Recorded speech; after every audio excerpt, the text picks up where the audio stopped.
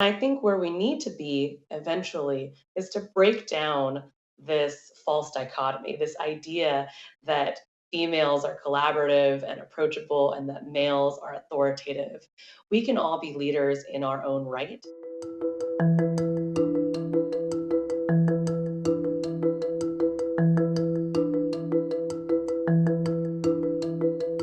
She comes in as the first woman governor of New York, which is a tremendous accomplishment and something to celebrate. However, she also is only the 45th woman governor in the history of the United States. And that's as compared to the over 1,000 men governors that we have had. Of these 45 women governors in our history, 12 of them now actually ascended to power because their predecessor could not serve in office any longer, whether it was because of scandal or for some other reason. And I think what we see here is that there is kind of a failure of imagination on the part of voters, and that they're not able to sort of see women in these apex positions of power unless they just get put in for some other way. The good news is that of those 12 women governors, six of them did get elected to full term positions afterwards.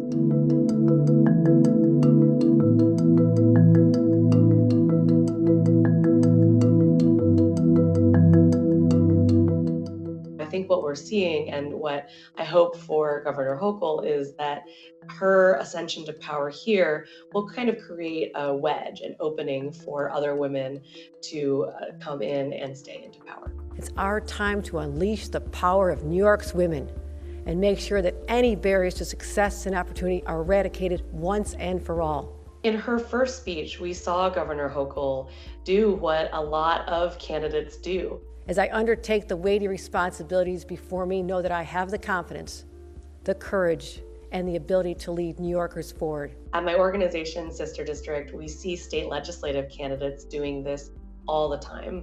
And it is being proactive about demonstrating certain leadership qualities.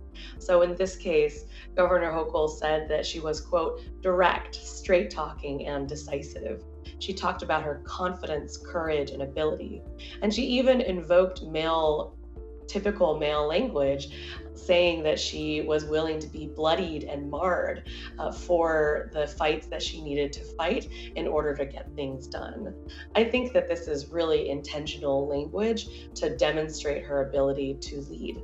And I don't think that you would see the same kind of signaling from male candidates. Get this state working again, focused, without distractions. And that begins with a dramatic change in culture, with accountability and no tolerance for individuals who cross the line. And here she is drawing a really clear distinction from Cuomo's administration.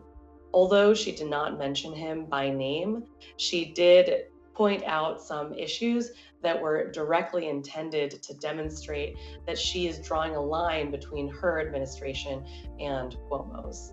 Cuomo's culture was known to be very toxic, very uncollaborative. So one of the things she's going to really look to do is to break up this boys club culture, this toxic culture in Albany, in the state houses, in the Capitol. And she's going to have to try to do some cleaning house. This is going to require her to be tough and to be have no tolerance for those who cross the line. But this also comes with challenges because it can be hard to know when a line is crossed. I think that there has been a really tremendous cultural shift that we should celebrate, and movements like Me Too and organizations like Time's Up have done a tremendous job of helping to move the conversation forward. I do think, however, that there is a long way to go still. And as we think about the role of women in how we can move these conversations and move this movement forward, we can't be uncritical. We have to question everything and understand that, in particular, proximity to power can have an influence. And it can make it very challenging to be the kind of standard bearer, to make the kinds of changes that one wants to make.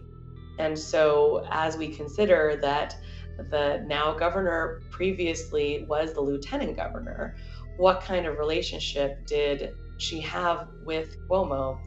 I think that that is something that we need to look at, but I think that she's done a really remarkable job of demonstrating that she is her own person, she is her own leader, and signaling a number of ways that she plans to make a clean break with the previous administration. At the same time, she's going to have to balance this thing that many women need to balance, which is how can she demonstrate that she's collaborative while also demonstrating authority?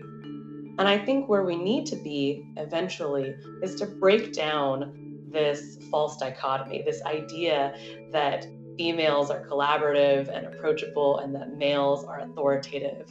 We can all be leaders in our own right. My hope for Governor Hochul and for other women who ascend to these positions of power is that they can help us all as voters, as women, as people in this country, imagine women in these executive positions and help us to expand what we think is possible.